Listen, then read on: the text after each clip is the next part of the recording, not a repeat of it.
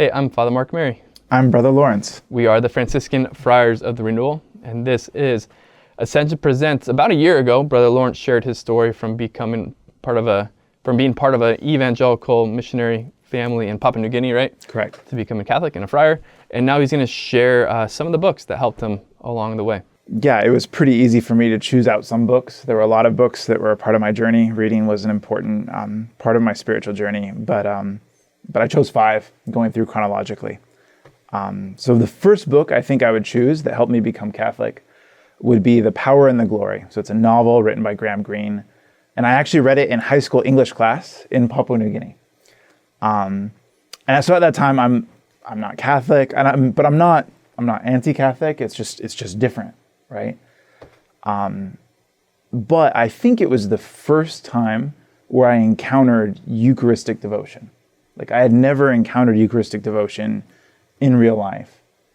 But in that book, which has a sort of anti-hero, a priest who's definitely not perfect, but there's one scene in particular where it's in a village, it's poor, soldiers are coming, and he's saying Mass kind of hurriedly, but still everyone slows down for consecration. And I recognized then, as I was in high school, I recognized that there was something beautiful and attractive about that.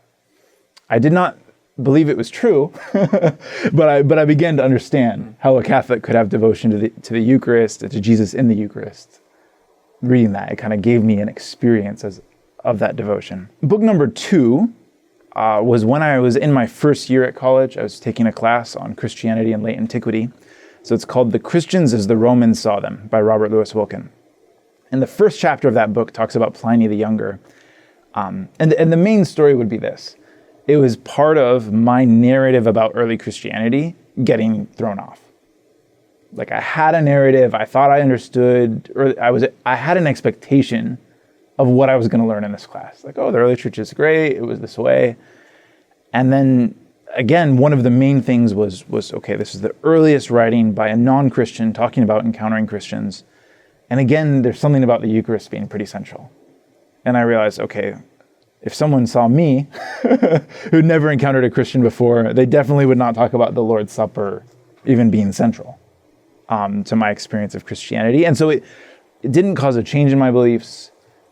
But if anyone's going to go through a big conversion, you need some disorientation.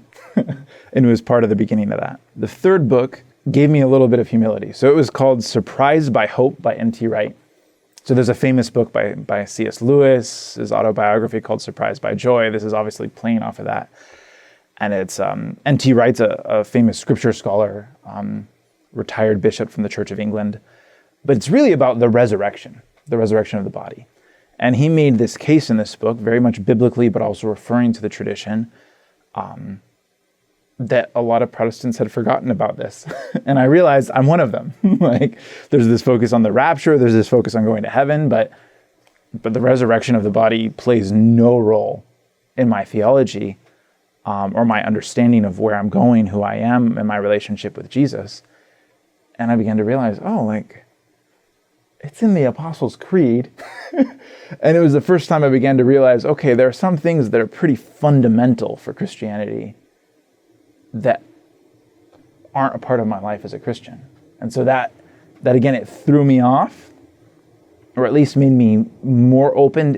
It opened me up to the possibility that I could be wrong about other things, because he made such a solid biblical case for this. And looking at myself, I realized, okay, it's true. I'm one of those people. Book number 4, you would have expected is coming, would be the Catechism of the Catholic Church. So again, I'm not Catholic. I'm just at a Barnes & Noble in a mall in Providence, Rhode Island. And it was on discount. It's already paperback. It was already cheap. It might have been like $3 or $4. And I was like, okay, like I can get for $3 or $4, I can figure out all the things that the Catholic Church teaches. Like, that looks interesting. I'm interested in knowing more about it and hearing their perspective on things. And just it was appealing to see it all laid out and to see things that were important that talked about Jesus Christ laid out there. And then a fifth one would be much later. There are other books I could include. I'll sneak in a sixth one, would be Crossing the Threshold of Hope by John Paul II. But then I would say at a point where I decided I'm going to become Catholic, I'm in RCIA, there's a little known book called Newman to Converts, an existential ecclesiology. So it had a bunch of letters that John Henry Newman, who I took as my confirmation saint, had written to people who were considering converting. And I just found it really helpful because it was one of the first times I sensed, okay, there's a saint writing to people in my situation and giving them courage, really, and pulling it back to things that were central, where you can get caught up in, okay, what is this? Is this true? What is this doctrine? What's the history of this? What does this book say? And Newman was good at drawing it back to your relationship with God.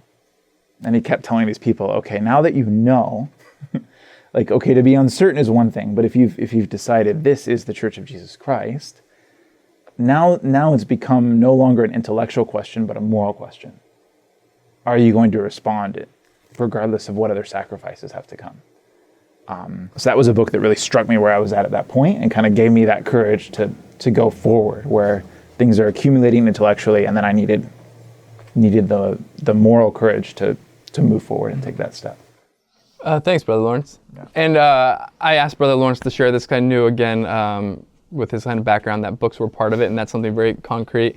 And I think a number of them, you can find those books pretty much anywhere, right? And I didn't know, of course, that he's going to say the catechism. That does make sense.